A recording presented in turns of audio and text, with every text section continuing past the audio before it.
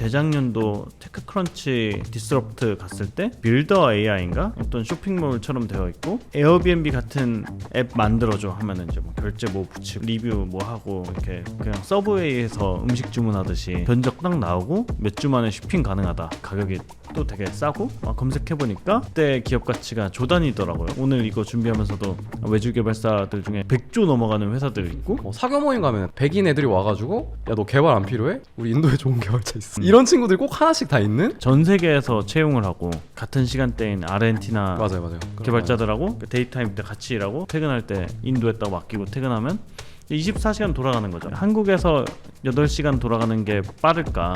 실리콘밸리 비싸다고 하는데 저기가 과연 더 비싼 걸까? 이게 노코드 하면은 뭔가 이게 이미지가 처음 시작할 때만 쓰고 갖다 버리는, 아니면 이제 작은 사업을 할 때 일시적으로 쓰는 그런 이미지가 있는 것 같은데, 이걸 써서 크게 성장한 기업들이 많은 걸로 또 알고 있어요. 사례들 몇 개 들어볼 수 있을까요? 일단 버블 솔루션 안에서는 전체 성공 사례들 케이스들 중에 제일 많은 카테고리가 AI 카테고리예요. 머신러닝 개발자 분들 같은 경우에 웹 개발을 모르실 수도 있잖아요. 그래서 그런 분들이 본인들의 AI 모델에 되게 집중을 하고 웹 개발은 이제 버블 솔루션을 통해서 만드신 거죠. 제일 유명한 사례 중에 하나가 회사를 차리고 MVP 개발을 해서 6개월 만에 9밀리언 정도 투자를 받은 신스플로우라는 회사가 있고, 보이스 AI에 좀 집중된 회사거든요. 그런 머신러닝 모델에만 제일 집중을 하고 나머지 파트들을 버블로 만드신 거죠. 확실히 좀 그 미국 회사일수록 그런 부분이 있는 것 같아요. 테크 스타트업은 코어 테크놀로지에만 집중하고 나머지 그냥 다 외주화 해버리고. 개발이 과거에는 되게 엄청 어려운 일이었어가지고 CTO가 없으면 창업하면 안 된다 라는 얘기들도 되게 많았잖아요. 그게 좀 상식적이고, 개발 못하는 파운더는 맨날 듣는 질문이 어떻게 만들 건데, 저는 지금은 일반적인 웹 어플리케이션, 모바일 개발 같은 경우에는 할 수 있는 사람이 너무 많다고 생각을 해요. 그래서 이런 부분들은 어떻게 보면은 저는 갖는 의문이 기술 내재화를 꼭 그 회사가 해야 될까? 그러니까 내재화해야 될 부분이 있고 아닌 부분이 있을 것 같은데, 지금의 어플리케이션 개발이라는 분야는 꼭 내재화를 하지 않아도 되는 게 아닐까라는 생각을 좀 많이 하고 있어요. 이제 시청자분들도 일단은 노코드 하면은 이거는 약간 진성 개발자들이 하는 거 아니다, 의미는 좋지만 스타트업이나 뭐 이런 사람들한테 권할 만한 내용이냐, 이렇게 생각을 하실 수 있을 것 같아요. 노코드로 어디까지 가능한 거고 이게 왜 각광 받는 거고, 좀 그런 얘기를 들어볼 수 있을까요? 진짜 너무 많이 듣는 질문인데, 저희는 B2B 사스 사업을 하는데 노코드로 하고 있거든요. 시그로라는 사업이 뭐냐면은 판매자분들이 되게 많은 플랫폼에서 판매를 하시거든요. 11번가 뭐 쿠팡, 뭐 자사몰, 그리고 광고도 되게 다양한 곳 하세요. 근데 거기에 있는 데이터를 한 곳으로 모아가지고 시각화해주는 솔루션인데, 데이터 수집하는 양이 1년에 조 단위가 넘거든요. 매출 기준으로만. 그렇게 많은 양의 데이터를 이제 저희 노코드로 보여드리고 있어요. 결국에 노코드로 뭐를 할 수 있냐 없냐는 노코드 의 속성에 따라 되게 많이 다르거든요. 저희가 다루고 있는 버블이라는 툴은 그런 확장성 측면에서 되게 유리한 툴이라고 보시면 돼요. 그래서 MVP 개발이 흔히 갖춰야 되는 어떤 플랫폼적인 속성을 가진, 그리고 아니면 저희 같은 CRUD 혹은 그 시각화 기능들이 필요한 단순한 솔루션들에서는 충분히 이제 노코드로 프로타이핑이 가능하고, 고도화 과정에서도 코드 개발을 좀 덧붙이면은 확장성이 있다. 저는 되게 사실 코스트에 엄청 민감한 사람이거든요. 근데 노코드를 선택했던 이유 진짜 단순해요. 더 싸서, 더 쉽고, 그게 더 빠르고 유리하니까. 만약에 더 싸다라고 판단이 안 되는 시점이 오면은 당연히 넘어갈 건데, 그 시점이 언제인지도 저는 정확하게 알고 있어요. 노코드는 얼마나 싸고 언제 넘어가야 돼요? 외주 개발 견적 기준으로 보면은 2분의 1에서 5분의 1이라 생각해요. 보통 프로타이핑 MVP 개발하면 지금 단가가 싸다 4천이거든요. 2, 3년 전에 6천만 원 정도 생각을 많이 했었는데, 저희는 평균 단가가 1,000에서 1,500만 원 그 정도로 되게 라이트하게 개발을 하고, 왜 싸냐가 이제 좀 핵심인데, 코드 개발로 하게 되면은 거기 안에서 쓸 수 있는 다양성이 높아지고 구현 방식이 자유로운 반면에 컴포넌트들을 직접 다 만들어야 되잖아요. 근데 그런 컴포넌트들이 굉장히 많이 구성되어 있는 솔루션이라고 보시면 돼요. 저희가 카페24가 왜 쇼핑몰로서 유리한 솔루션이냐, 어드민이 다 구현되어 있고 템플릿이 다 있잖아요. 그런 것처럼 버블의 노코드 플랫폼도 우리가 단순히 드래그 앤 드랍으로 만들 수 있는 기본적인 어떤 피처셋들이 굉장히 다양하게 있고, 그것들을 활용해서 쓰기 때문에 더 유리하다. 노코드가 그러면은 언제 넘어가야 되냐 하면은 언제일 것 같으세요? 네.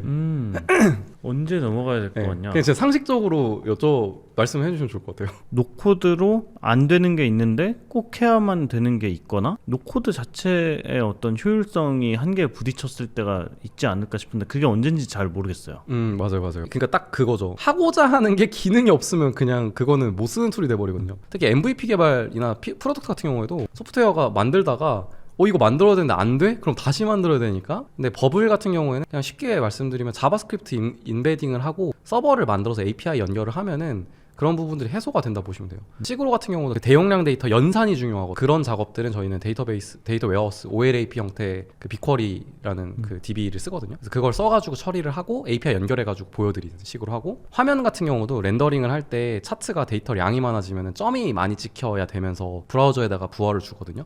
그런 부분들도 저희 컴포넌트를 자바스크립트로 만들어서 인베딩하는 식으로 조금 해결했어요. 근데도 언젠가 넘어가야 된다가 있거든요. 저희 같은 경우는 인력을 늘릴 때가 문제였어요. 노코드는 아직은 직업이 안 돼가지고 노코드 개발자라는 분들을 보면은 사실 되게 커리어적으로 취약하세요. 그러니까 나는 기획자인데 린한 걸 좋아하고 스타트업에 핏한 어떤 개발 방법으로 택했는데 회사에 와서 노션만 만지고 있는 거예요. 그럼 나의 미래는 어떻게 되는 거지? 2년 뒤, 3년 어떻지? 파운더 분들은 괜찮은데 직원분들은 고민하신 거죠. 시그로 솔루션이 제일 인원 많을 때 버블만 하는 친구가 4명 넘었거든요. 이 친구들을 계속 데리고 있는 게 너무나 큰 어려움이 있었어요. 그때는 비효율이 진짜 크다고 생각해요. 그때는 넘어가야 된다. 아니면은 이제 뭐 프리랜서 분들 아니면은 뭐 저희 같은 회사들이랑 해야 된다고 생각을 하고. 이거 마치 막 옛날에 그런 루비 온 레일즈 이런 것도 생각이 나는 것 같아요. 정말 좋은 언어로서 각광받았는데 결국에는 자바나 파이썬이 구직 시장에서 인기가 많고 빅테크들 다 그거 쓰니까 결국에는 루비 뽑는 데가 없고, 그러다 보니 이거를 대중화시킨 멋쟁이 사자처럼 해서도 이렇게 버리고 다른 언어로 바꾸고 막. 진짜 저도 루비 온 레일즈 멋쟁이 사자처럼 해서 개발 시작해가지고 그게 풀어야 되는 문제죠. 그 본인들이 되게 필요한 문제가 있어가지고 이걸 노코드로 풀 수밖에 없어가지고 푼 사람들이 하나하나씩 등장하기 시작하고, 기업들이 이걸 많이 쓰기 시작하면은 어떤 니즈가 생겨가지고 채용을 해야 되겠다 생각을 하고 교육시장이 같이 발달해가지고 직업이 형성되게 되는데, 그런 단계에 아직 안 와 있다고 저는 좀 생각을 해요. 젠슨 황 뭐 이런 사람도 이제 코딩 배우지 말아라 뭐 이런 얘기하고, 실리콘밸리에서도 저건 잘못된 조언이다 막 뭐 잘한 조언이다 뭐 어쩌고 저쩌고 얘기가 많은데, 이 와중에 노코드 외주 개발사가 크게 성장할 수 있다라고 생각하게 된 계기가 있을까요? 외주 개발 사업이 사실 되게 어려운 사업인 것 같아요. 기술적인 문제도 있고 수주 사업이기 때문에 돈 많이 들어올 때는 사람들 넣어가지고 만들어야 되는데 고객들 항상 싼 걸 원해가지고 돈을 많이 받기도 쉽지 않고, 여기서 진짜 좋은 회사 만드는 게 우리 뭐 안 되는 건가? 우리가 좋은 가설을 들고 하면은 잘 해볼 수 있지 않을까? 라는 게 일단 하나가 있었어요. 두 번째로는 노코드가 너무 실질적인 가치를 주고 있다고 좀 생각을 했어요. 그러니까 저희가 코드 개발을 했으면 과연 회사가 지금 이렇게 됐을까? 했을 때 좀 잘 모르겠거든요. 대부분의 사업은 사실은 그런 기술이 필요가 없는데 내가 왜 파이썬 개발자 뽑고 CTO가 없으면 사업을 못하는 게 말이 되나? 딱 그 정도로 생각을 하고 작게 시작을 했어요. 몇백억 몇천억 조 단위의 그림을 먼저 그려가지고 설계해서 들어간 건 아니었어요. 본업이 있었는데 결국에는 이제 돈을 벌려고 외주 사업 한 거 아니냐, 제품 이렇게 딴 거 3개 있다고 하는데 뭐 셋 다 잘 안 돼가지고 어쨌든 인원 돌려야 되고 막 하다 보니까 외주 사업 한 거 아니냐 뭐 이렇게 볼 수도 있을 것 같은데, 그거를 별로 부정하고 싶지 않아요. 왜냐면은 그게 맞는 말이거든요. 사실 시장 상황도 좀 있었어요. 펀딩을 받는 게 되게 지금 요즘 어려운 상황이다 보니까 저희가 노코드로 사업을 해가지고 펀딩 받아서 사업을 하게 됐는데, 결국엔 캐시가 되게 중요한 시점이 왔고 저희 강점을 활용해서 캐시를 만들 수 있는 비즈니스 중에 하나가 노코드였어요. 한국의 외주 개발사 시장을 보면은 뭐 한 마에 50억 뭐 마에 20억 뭐 이런 구간이 있는 거 같고, 약간 좀 크다라고 하면은 LG CNS 그렇죠. 대기업에서 다양한 계열사에서 이 자기 핵심 분야에 집중을 하면서 필요한 기술 개발이나 R&D는 이제 한쪽으로 몰아서 이렇게 맡기는 이제 이런 이제 대기업 계열사, 그런 외주 개발사, 거기가 이제 좀 대형화돼 있고 나머지는 이렇게 약간 작은 규모들 그렇더라고요. 근데 보니까 제가 재작년도 테크크런치 디스럽트 갔을 때 빌더 AI인가 어떤 쇼핑몰처럼 되어 있고, 에어비앤비 같은 앱 만들어줘 하면은 이제 뭐 결제 뭐 붙이고 리뷰 뭐 하고 이렇게 그냥 서브웨이에서 음식 주문하듯이 이렇게 뭐 피클 몇 개 넣어주고 빵 길이 얼마 하고 하면은 견적 딱 나오고 몇 주 만에 쇼핑 가능하다, 가격이 또 되게 싸고 검색해보니까 그때 기업 가치가 조단위더라고요. 오늘 이거 준비하면서도 외주 개발사들 중에 유명한 데 어딨어? 하니까 100조 넘어가는 회사들 있고 한국에는 그런 외주 개발사가 없는 거죠. 처음에 말씀 들었을 때 이거 외주 개발사 이게 매력적인 사업인가, 이게 생존하려고 하시나 했더니 어떤 나라에서는 프로븐 모델인 거죠. 어떤 그림을 그리고 계시는 걸까 하는 생각이 들었었어요. 리서치하면서 느낀 게 1등 플레이어들의 수치를 보면은 사실 굉장한 성과를 내고 있는 플레이어가 있는 산업이거든요. B2B 사스 업체들 중에 지금 상장된 회사들은 대부분 성장성을 가지고서 평가를 받고 후기에서 이제 영업이익 40% 달성이 가능하다는 가정하에서 높은 밸류에이션을 받고 평가를 받는데, 외주 회사 중에 1등하는 곳은 영업이익률이 20%대예요. 매출에 대한 멀티플이 6배거든요. 그러면은 평범한 B2B 사스 회사, 일반적인 성장성을 가진 B2B 사스 회사가 가질 수 있는 되게 좋은 멀티플이거든요 지금. 그리고 그 회사는 매해 10% 이상씩 커지거든요. 매출이 30조 단위, 60조 단위 인데, 근데 이 회사는 어떤 그 강점들을 가졌기 때문에 이렇게 독보적인 어떤 수익성과 성장성을 가질 수 있는가를 이제 봤을 때 저는 한 3가지 정도 키워드가 있었던 것 같아요. 하나는 오프쇼어링, 인건비가 상대적으로 저렴한 국가 혹은 인접 지역에서 우리가 하는 개발들 중에 되게 어떻게 보면은 좀 핵심이 아닌 부분들을 맡겨가지고 개발하려는 트렌드. 그런 트렌드는 사실 미국이나 유럽에서 너무나 당연해가지고 유럽 애들은 동유럽 국가들에서 그 외주를 많이 하고, 미국은 남미, 아니면은 이제 인도는 전 세계적으로 하고, 이러한 그 오프쇼어링을 통한 효율화 트렌드로 사실 흡수해 오고 있는 거죠. 일반적인 원래 우리가 만들었던 IT에서 그들이 어떤 고도화 시켜놓은 거의 일부분들을 인도에서 빠르게 따라가가지고 만들어낼 수 있는. 그리고 두 번째로는 솔루션화예요. 그러니까 외주사들이 되게 많은 경우에 솔루션 자회사가 있어요. 그래서 솔루션 자회사는 뭐 하는 데냐면은 외주를 하다 보면서 생긴 모듈들을 공통 모듈을 만드는 거예요. 뭐 은행에 들어가는 기본 핵심 솔루션을 만들고 그거를 빨리 커스텀할 수 있게 만드는 기본 모델이 있는 거죠. 그러면은 되게 트렌디한 핵심 기능들을 빨리 디벨롭해서 런칭할 수 있는 거예요. 그 엄청 싸게 기술들을 쓸 수가 있게 되는 거죠. 마지막으로는 그 컨설팅이에요. 외주를 맡기는 대형 회사들도 바보가 아니거든요. 똑똑한 사람들, 그러니까 IT 다 아는 사람들이 와 있어요. 그럼 걔네들 고민하는 거는 다양한 핵심 기술이 있는 시대에서 우리의 핵심 문제를 어떻게 풀 수 있냐? 너네 제안해봐 이거거든요. 이 외주 개발 회사들은 지금 시중에 나와 있는 툴들 다 보는 거예요. 그리고 얘네들의 문제에 가장 적합한 툴을 제안하는 거예요. 그럼 거기서 이제 되게 부가가치를 만드는. 그래서 이 3가지를 통해서 뭐 인당 매출 막 10억 이상을 만들어낼 수도 있죠. 그런 거에 전문화된 회사들은.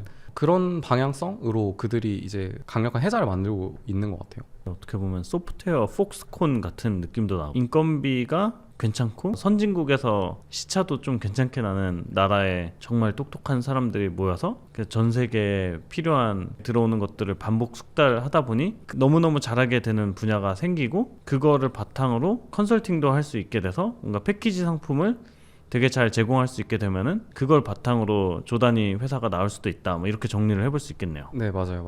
너무나도 큰 어떤 산업인데 저희들만 약간 갈라파고스처럼, 저는 한국이 좀 그런 것 같아요. 왜냐면은 미국 가니까 너무 당연한 거여가지고, 인도 개발자랑 일하고 사교 모임 가면 백인 애들이 와가지고 야, 너 개발 안 필요해? 우리 인도에 좋은 개발자 있어. 이런 친구들이 꼭 하나씩 다 있는. 이제 전 세계에서 채용을 하고 같은 시간대인 아르헨티나 맞아요. 개발자들하고 데이타임 때 같이 일하고, 이제 퇴근할 때 인도에다가 맡기고 퇴근하면 24시간 돌아가는 거죠.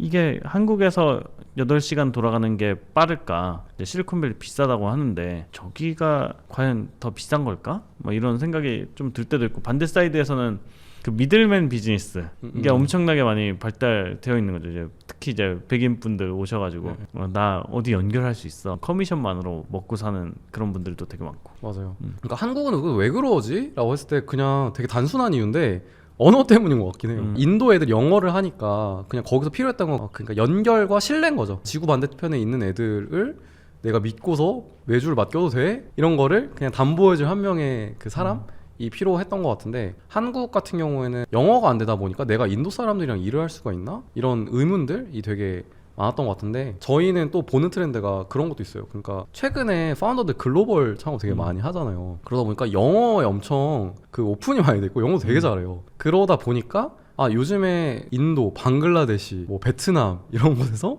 개발자들을 뽑아가지고 채용해서 운영을 하려고 하고 그런 것들이 좀 보이는데 저는 그게 되게 좋은 방향 같아요. 글로벌 협업 같은 게 좀 되게 많이 보편화되지 않을까? 그 타타 컨설팅 같은 이제 인도 회사 엄청 큰 회사가 됐는데 그쪽에서는 그 핀테크 관련해가지고 뭔가 전문성을 갖고 있는데 이 노코드라는 게 이렇게 큰 전문성이 될 수가 있을까요? MVP 개발을 그러니까 냉정하게 따져보면은 저희가 하는 일이 개발을 대행한다고 했을 때 프로덕트의 전체 사이클 중에 굉장히 작은 부분이거든요. 일반적인 개발에서 총 개발비를 산정해 봤을 때 100의 개발비를 우리나라에서 쓰고 있으면 저는 1, 2일 거라고 생각해요. 그냥 태생적으로 작을 수밖에 없는 분야라고 저는 생각을 하고 저희는 외주 개발사가 나아가야 하는 방향이 결국에 그 프로토타이핑이 아니라 그 전문성을 바탕으로 개발 전체 영역의 생산성을 높이는 방향으로 커져야 된다고 좀 생각하고 있어요. 일반적인 회사가 못하는 영역들인 거죠.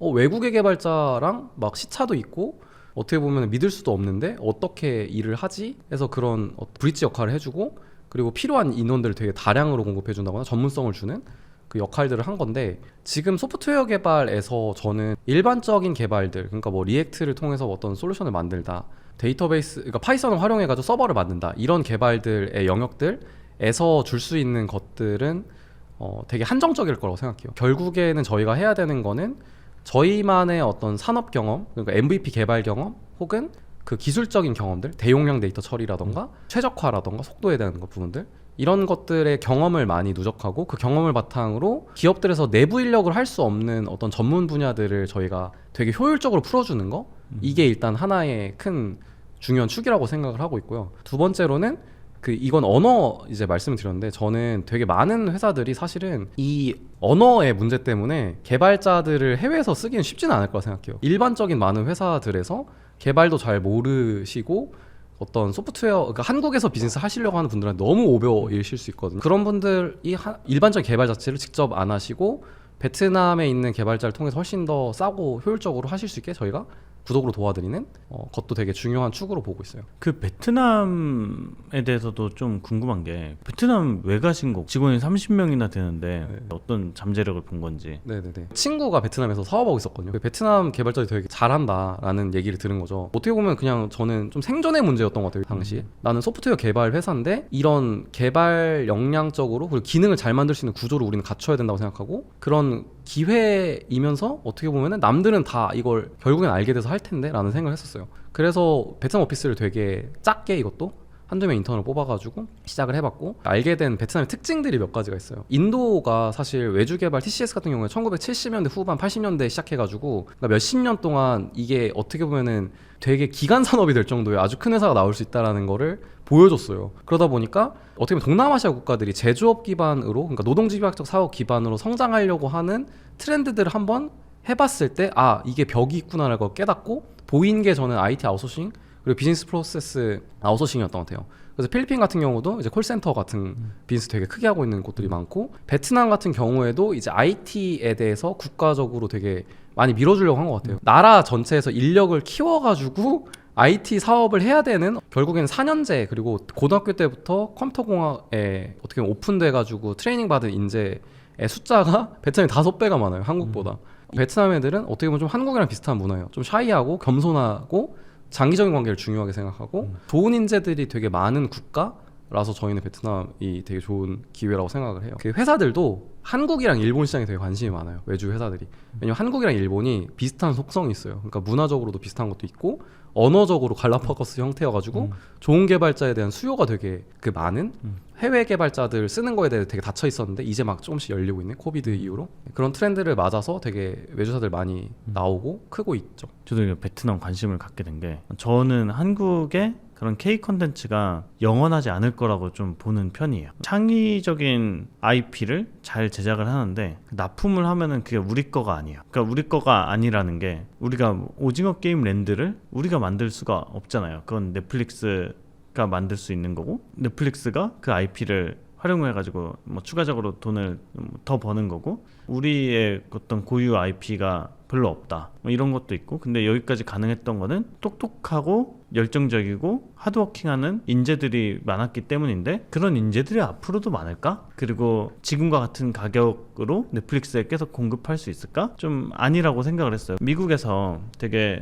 유명한 뉴미디어들 많았거든요. 막 버즈피드, 뭐 폭스, 뭐 바이스, 뭐 이런 회사들에 다니시는 분들 만나봤는데 이들이 한때 되게 잘 되다가 지금 다 되게 거의 그냥 박살이 났어요. 회사들이 다 이제 조단이 이렇게 가다가 왜 그랬나 생각을 해보면은 플랫폼 의존도가 높고 광고 비즈니스 의존도가 되게 높아서 또 있는데 근데 그들조차도 야, 너네 어떻게 제작하냐 하면은 인도, 필리핀 전 세계에서 제작을 하는 거죠. 그래서 이 미국 회사라서 컨텐츠 제작 단가가 너무 비쌌나 보다 싶었는데 근데 어쨌든 더 많이 받잖아요. 더 많이 받는 와중에 아끼려는 노력을 막 그렇게 했는데도 이런 회사들도 잘 안 되는데 우리 한국에서 한국인들만 가지고 광고 사업 이런 것만 해서는 진짜 그냥 살아남을 수 없겠구나 해서 미국에 갈 때 전략은 그거였어요. 실리콘밸리도 그렇고 뉴욕도 그렇고 뉴욕 조금 다르긴 한데 세상에 뉴스가 많이 일어나고 있는 곳인데 이런 영상 컨텐츠로 컨텐츠 잘 만드는 미디어가 없는 거예요. 왜 없을까 보니까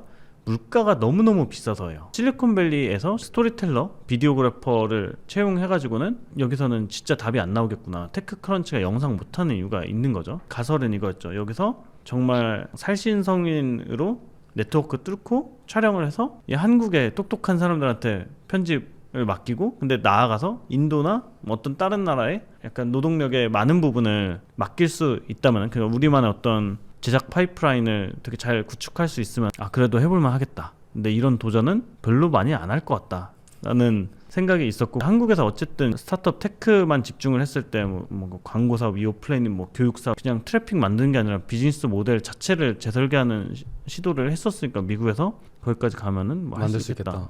그랬죠. 처음에는 한국인의 노력으로 시작을 했다가 동남아 쪽 나라들을 많이 돌아다녔어요. 베트남에 어쩌다 가게 됐는데 일단은 그 크리에이토리라는 회사에 방문을 했었는데 베트남의 샌드박스 같은 이제 회사인데 뭐 직원이 한 100명이 넘고 뭐 다 영어로 소통을 하는데 컨텐츠 만드는 거 보니까 컨텐츠 잘 만들어요. 괜찮아 띵띵띵띵띵 띵띵 이런 거 뭐 알아요? 모르겠어요. 랩비엣이라고 베트남판 막 쇼미더머니 같은 게 있는데 촬영하고 편집하는 거 보면은 너무 잘 만들어요. 그러니까 똑똑한 인재가 많은 나라들 많은데 그 인재들이 성실한 나라는 또 별로 없어요. 근데 베트남은 똑똑하고 성실하고 성공에 대한 열망과 뭐 그런 거 있잖아요. 한 10년 뒤에 내 인생 나아질 것이다 하면은 90 몇 %가 이렇게 낙관적이다 보니까 어쨌든 그런 소프트웨어 분야랑 컨텐츠 분야는 베트남이 엄청나게 포텐셜이 높은 것 같아요. 저희는 어떻게 보면 열정적인 친구들은 창업해가지고 자기만의 어떤 뭔가를 하려고 하면은 지금은 이쪽은 산업 성장 시기이기 때문에 회사 안에서 자기가 되게 자기 역할을 엄청 잘 해냈을 때 큰 보상이 있을 수 있다라고 느끼고 지금의 베트남에 있는 재벌 그룹들의 대표들의 나이 어떻게 보면 이병철 회장님 같은 분들이 40대인 사람들 그러니까 한 세대를 넘어가면은 아주 큰 재벌이 된 그 파운더들이 있는 시대에 살고 있는 친구들이어가지고 굉장히 어떻게 보면은 성공과 성장을 해나갈 수 있다라고 믿는 그 친구들이 되게 많은 곳 같아요. 그리고 실제로 사회적인 기회들도 좋은 회사들 갈 수 있는 친구들한테는 굉장히 많이 열려 있어가지고 임금 격차가 전 되게 크다고 느꼈어요. 그렇죠. 막 다 싸다고는 하지만 시작가는 싸고 네. 성과 내면 당당히 내고 요청을 하잖아요. 맞아요. 네, 연봉이 되게 빨리 오르고 그래서 그런 문화가 맞는 친구들 잘 뽑으면은 스타트업스럽게 운영도 되겠다 라는 생각을 그때 좀 저희 운영하면서 계속 그런 생각들을 하고 있어요. 그러면 이제 리트머스의 장점은 일단은 노코드 전문가 집단이기 때문에 중견 중소기업들 또는 이제 대기업의 신사업이 좀 빠르게 그 디지털화되고 론칭되는데 좀 그 스타트를 되게 화끈하게 잘 끊어줄 수가 있다. 그리고 그 뒤에는 노코드도 있지만 그런 레이버 아비트라지 이런 베트남이 있다. 네네네. 전 세계에서 베트남의 외주를 맡길 때 정말 코어 기술을 외주화하기보다는 어떤 론칭을 하고 약간 좀 표면적인 것들을 많이 맡기는데 그런 부분을 그 베트남의 그런 버블이라든지 노코드 커뮤니티가 아직 발달돼 있지 않은데 선제적으로 가서 그 커뮤니티를 잘 빌드업하면은 아 이거는 한국에서는 노코드 커뮤니티 만들기가 어느 정도 어렵고 이탈률도 높은데 베트남에서는 조금 더 장기적으로 그 가져갈 수 있겠다라는 좀 판단이 어우러져서 이렇게 나온 거네요. 맞아요. 지금 거의 저희가 생각한 거를 완전 똑같이 말씀하셔가지고 예, 딱 그 생각으로 이제 시작했고 그 문제를 풀려고 노력한 게 작년이었어요. 그거를 스케일업을 하게. 그 베트남에서 결국에는 직급 체계 만들어가지고 그들이 성장해 나갈 수 있는 단계들을 만들고, 그리고 또 느꼈던 거는 결국에 노코드 개발자들을 저희는 컴퓨터 사이언스 전공생들을 뽑거든요. 그 친구들이 코드 개발도 해야지 사실 노코드들을 잘할 수가 있어요. 노코드에서 나오는 어려운 문제들을 풀어주는 게 저희가 해야 되는 중요한 문제라고 생각을 해가지고, 그래서 그 친구들이랑 이제 자바스크립트 가르쳐 가면서 이제 영어로 얘기하고 같이 성장하고 있는. 노코드 기반으로 뭔가 기업들을 돕는 사업을 하고 계시는데 어떤 회사들 있는지 좀 네. 들어볼 수 있을까요? 일단 저희 되게 초기 포트폴리오 중에 하나가 토스페이먼츠에서 내부 세일즈 분들이 계약 관리하시는 솔루션을 만들어 드린 적이 있고요. 뿌듯한 사례는 노코드를 통해서 지금 작년에 월에 6억 정도 하신 회사가 있으시거든요. 루나르트라는 곳인데 BGM이나 다양한 음악들 제작자분들을 컨텐츠적으로 쇼츠 만드시거나 영상 만드시는 분들 쓸 수 있게 하고 거기서 저작권료를 쉐어해주는 플랫폼을 운영하고 계세요. 그거 원래 운영하려면 개발자를 막 5명, 10명씩 두고서 운영을 해야 되는데 이분 같은 경우 제가 알기로는 3명이서 하시는 걸로 알고 있거든요. 직접 대표님이 버블을 배워가지고, 심지어 그것도 개발을 하시다가 다 안 되시고 이거는 어떻게 하지 하다가 노코드라는 방법을 찾으셔가지고 버블로 솔루션 개발을 하셨고,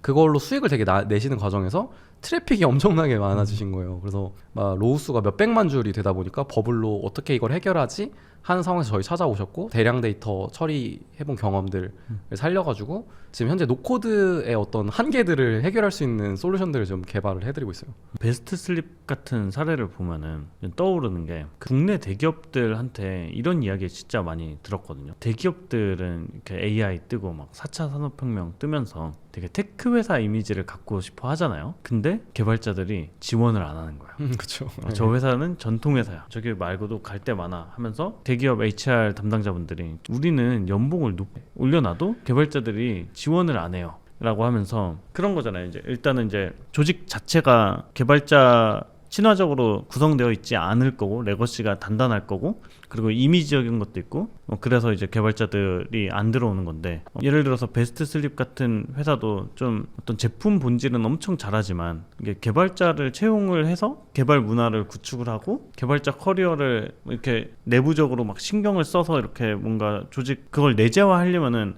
되게 어려운 회사였을 것 같거든요. 근데 과거에는 어쨌든 외주 개발이 비싸가지고 울며 겨자 먹기로 하던가 아니면은 그냥 못하고 있었던 거를 이렇게 노코드도 생기고 기술에 대한 가격이 낮아지고 하다 보니까 조금 더 이제 많은 회사들한테 합리적인 가격으로 좀 돌아가고 있는 게 아닌가 뭐 그런 생각이 드네요. 네, 그 베스트 슬립 말씀드릴 때 저는 그 회사를 보면 사실은 진짜 개발자를 채용해서 써야 되나?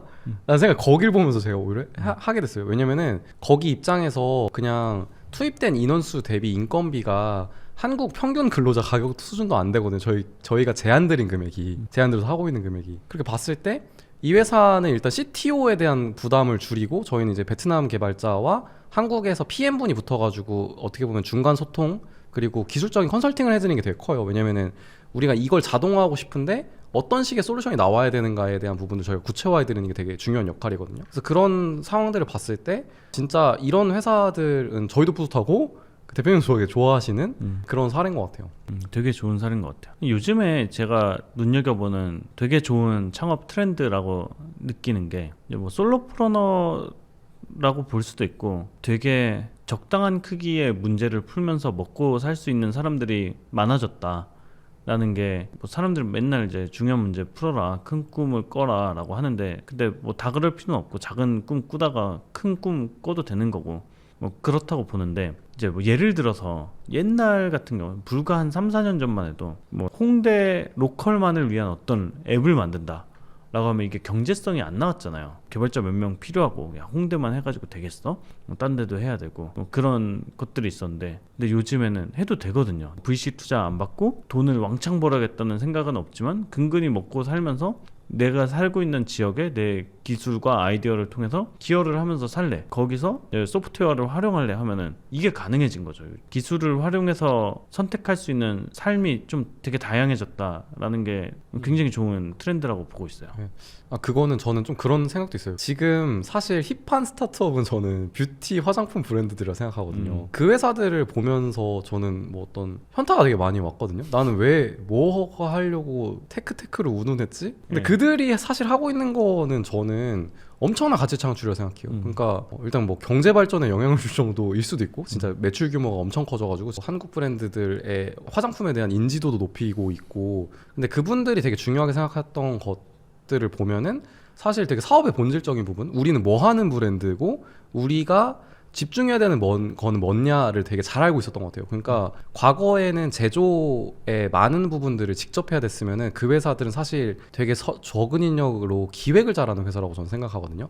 여기서 말하는 기획은 어떤 상품을 우리가 팔아야 되는가, 그리고 고객들은 어떤 제품을 원하는가를 바탕으로 해서 제조자들 그리고 유통 방식 같은 것들을 되게 최적화하면서 우리가 직접 안 하고 어떤 중국에서 만들든 뭐 한국에서 만들든 해가지고 더 많은 곳에다가 아마존의 어떤 배송 시스템을 활용해서 팔아내고 있는 회사들이라고 생각하거든요. 그들이 어떻게 보면 영업이익과 매출에 되게 집중함으로써 얻을 수 있었던 사업의 본질 그리고 그걸로 인해서 얻어진 되게 린한 구조 되게 잘 레버리지하고 있는 것 같아요. 그래서 저는 그 솔로프레니어 분들이나 작은 사업을 이제 한다고 했을 때 그 어떻게 보면은 그들이 시작하는 거에서 나오는 독자적인 강점이 있잖아요. 그것들을 잘 확장해 나가면은 되게 좋은 기회가 나올 수 있는 세상에 전 살고 있는 것 같아요. 그러니까 어떻게 보면 전통 기업들이 두려워해야 하는 사회적 자본이 지금 되게 많이 깔려져 있는 거죠. 온라인이라는 유통도 쉬워지고 저희가 레버리지 할 수 있는 아웃소싱 할 수 있는 기업들도 많아지고 과거에는 온라인에서 전 세계 다 팔려고 하면은 있어야 됐던 되게 인맥들 혹은 물류 시스템들 같은 거는 우리는 지금 다 좋은 제품에서 레버리지 할 수 있는 시대여가지고 이렇게 로직이 되게 많이 바뀐 것 같아요. 한 5년 전만 해도 그 K뷰티 다 그냥 코스맥스 콜마에서 만들잖아요. 근데 그때 당시에는 항상 5년 전까지만 해도 의문이 있었잖아요. 결국엔 제조 너네가 해야 되는 거 아니야. 근데 지금 아무도 의문을 갖지 않잖아요. 기획 역량이 중요하고 마케팅이나 아니면 비즈니스 그런 비용 구조 같은 것들을 어떻게 가져가느냐, 그리고 브랜드 전략이나 포트폴리오를 어떻게 가져가느냐, 이런 것만 물어보지 어차피 그냥 세계 최고 품질은 우리가 만들 수 있는 인프라가 깔려 있다 보니까 그냥 거기서 하면 되지, 이런 게 있다 보니까 산업 전체가 발전을 해버리잖아요. 어떻게 보면은 그게 어떤 소프트웨어 외주사의 미래가 되면 참 뭐 좋겠네요.